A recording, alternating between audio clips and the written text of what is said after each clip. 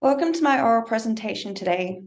I am Andrea Baxley, and the topic is the effect of artificial light on sleep.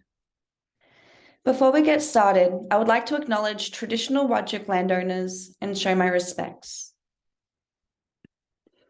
What is sleep? Sleep is an essential part of life. All mammals have the circadian rhythm, a sleep-wake cycle, in common. If it was not essential, we would not have evolved to need it. Matt Walker, a sleep scientist, refers to sleep as a state of consciousness that is needed to reset the body and mind. Today, we will be focusing on the sleep hormone melatonin and its relationship with light, as well as strategies to use while mitigating the effects of artificial light on sleep. The demands in modern society to use devices and smartphones seems unavoidable, as our current workplace, education, and social environments encourage an increase of device use. This increases our exposure to blue light. Blue light is the blue wave bright light that is emitted from the sun at the brightest part of the day. And blue light is also emitted artificially from LED devices such as smartphones. Blue light and melatonin have a synchronized relationship. Melatonin is unable to be produced when there is a lot of exposure of blue light, meaning melatonin release is activated by the lack of light during sunset or simply the dimming of light at the end of the day. The role of melatonin is to lower our core body temperature and regulate our circadian rhythm, as well as keep us asleep in deep stages of restorative REM sleep. More and more people depend on devices in evening hours. Modern society is experiencing the consequences of artificial light, but sometimes it can be helpful.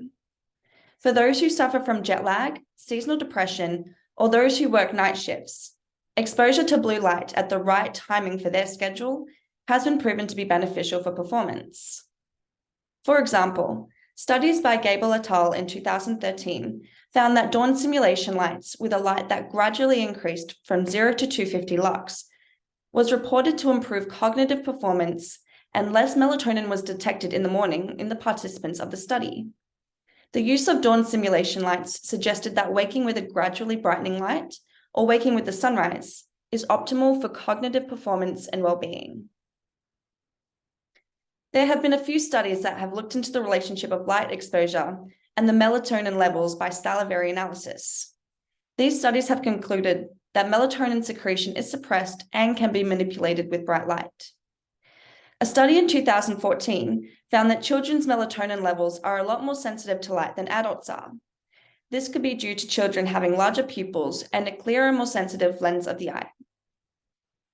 A study in 2021 found students that use their mobile phones 30 minutes before sleep increased chance of low quality sleep by 1.59 times. Meanwhile, students that reported use of their phones more than 5 hours a day showed to increase their chances of poor quality sleep by 1.53 times.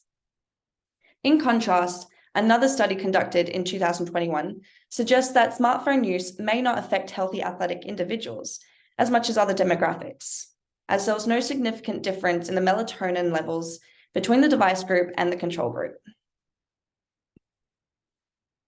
This graph shows the results of a study conducted in 2019 by Wall et al., showing the relationship between the time of the day, or how much sunlight is in the surroundings, and how much melatonin is available in the study participant system when salivary analysis was taken. As you can see, melatonin is secreted most in the middle of the night. This suggests that any blue light emitted after evening could disrupt how early the melatonin starts to secrete. Proper sleeping habits need to be developed to ensure healthy sleep. Studies suggest that a disciplined sleep schedule needs to be maintained for our sleep hormones to be used effectively. Dim light melatonin onset, or DMLO, is a process when the brain detects less light in the surroundings and starts to secrete melatonin. This happens approximately 2-3 hours before slumber. Studies in 2021 found that DMLO did not change too much from day to day, but adjust between winter and summer, most likely due to the sunset-sunrise changing times. The National Sleep Foundation suggests that 7 to 9 hours of sleep is needed a night, depending on personal needs. And it also states that dark and colder rooms are best for falling asleep. It is also just suggested that device use be limited in the evening and avoided an hour before bedtime.